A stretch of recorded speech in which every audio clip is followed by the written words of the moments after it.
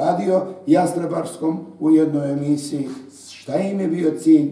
Da oklevetaju, to moram tako priznati, nema drugog blažeg naziva za one sve objede koje su napisane na račun gospodina Ivana Rubinića.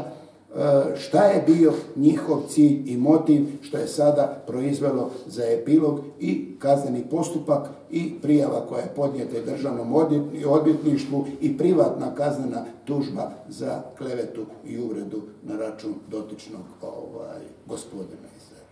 Znači, sve ovo što se je dogodilo i sve ove odluke koje su donijete su na temelju statuta nogometnog kluba Vinogradar, u kojem ovo je zakon za nogometni klub Vinogradar, ovo je zakon za nogometni klub Vinogradar, ne usklađen sa zakonom o športu. Apsolutno usklađen sa zakonom o športu. Ovo je, znači, najviši pravni akt za nogometni klub Vinogradar i na temelju toga Skupština je na temelju članka 20 i 21 lijepo stoji koje su obveze Skupštine i koja su prava. A u članku 21 stoji da Skupština može dvotrećinskom većinom svih članova i ugasiti i likvidirati klub. Ničije ovo vlasništvo nije ni grada, niti bilo kojeg pojedinca, nego svih onih osnivača i skupštinara koji su ovdje ti koji moraju donositi odluke u interesu kluba, a jedna od tih odluka koja je tri puta ponavljam, u zadnjih 1,5 dana potvrđena od 2002. godine, 2007. godine i zadnja od 2013. godine je odluka da se priznaje pravo ulaganja gospodinu Ivanu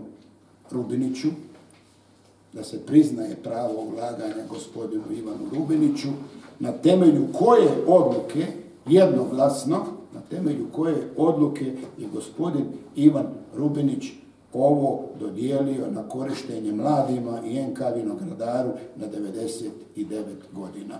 To vam je jedina i prava istina. Svi drugi akti, znači ugovori,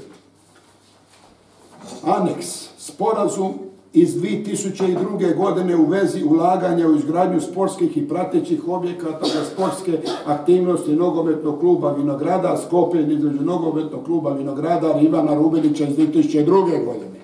Pa imate ugovor iz 2007. godine.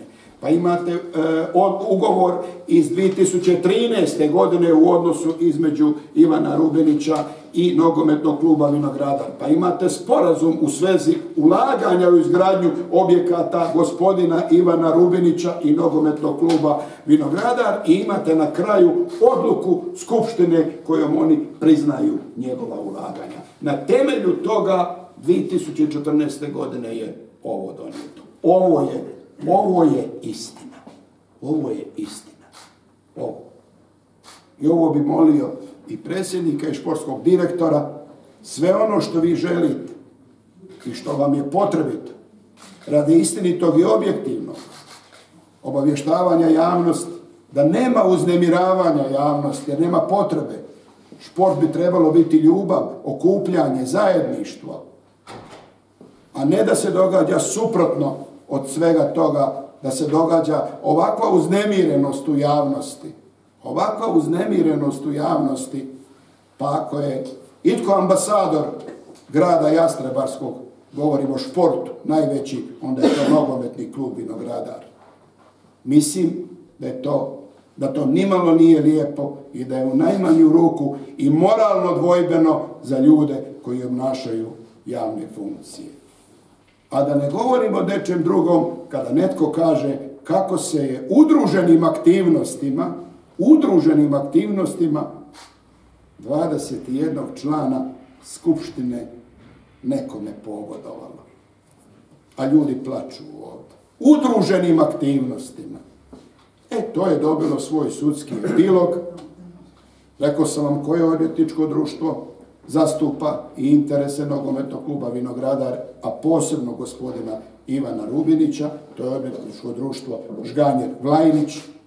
Već su stigli iz državnog odvjetništva određeni obavijesti vezano za pokretanje i vođenje postupaka, što je došlo iz policijske postaje Jastrebarsko. Podnijeta je i kaznena tužba za klevetu i uvredu i za poticanje na mržnju i agresiju putem Facebook privatnog profila osobe Zvonka Novosela, na koju privatnu objavu su neki ljudi pozivali na linč, su neki ljudi pozivali na plaćanje kažnjeničke bojne za njegovu osobnu fizičku likvidaciju. I ti dokazi su prihvaćeni.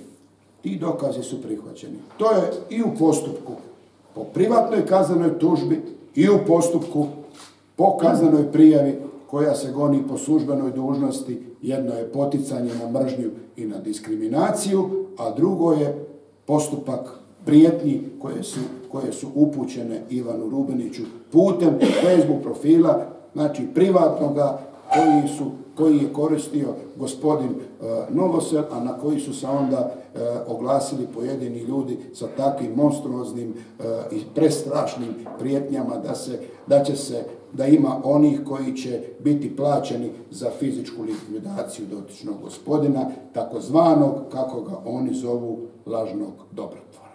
Ono što ja ću u ovom trenutku sada vama reći, sve odluke od 2000. godine na ovamo su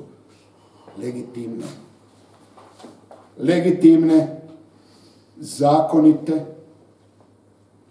a što se tiče ulaganja u nogometni klub Vinogradar, na zadnjoj skupštini NK Vinogradar sam mimo teme dnevnog reda postavio kao čovjek i kao gospodin pitanje da mi članovi skupštine kao ljudi kažu da li ima i jedna lipa i jedna kuna uložena od strane grada u ove sve objekte ovdje. Svi su jednoglasno rekli neka pokažu, dokažu, dostave dokumentaciju, sve ćemo im vratiti. Ništa nisu uložili, dapače spriječavali su nas u mnogo čemu tijekom povijesti kluba, ne samo od 2000. godine, nego i ranije.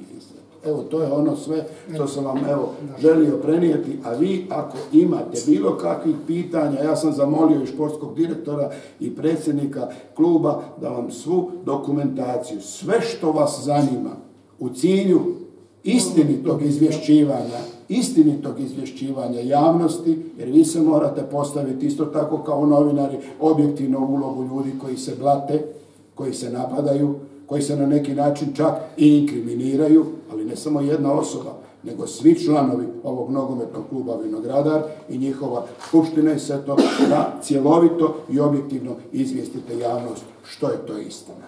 A istina su papiri, istina su dokumenti. Eto ga. Ja se zahvaljujem profesoru Miliću. Ja vjerujem da ste svi dobili istinitu sliku i uvid što je to što se događa oko nogometnog kluba Vinogradar.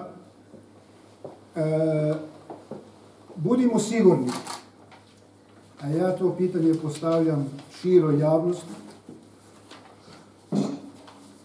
da li postoji neki drugi grad u Hrvatskoj koji ne bi obe ručke prihvatio prvo jedan ovakav uspješan kolektiv, proglašen najuspješnijim amaterskim športskim kolektivom u Hrvatskoj, a uz to, da li postoji grad u Hrvatskoj ne bi prihvatio, prvo ću reći sponzore, u tvrtci DIR, a isto onda tako i investitore u osobi gospodina Ivana Rubinića.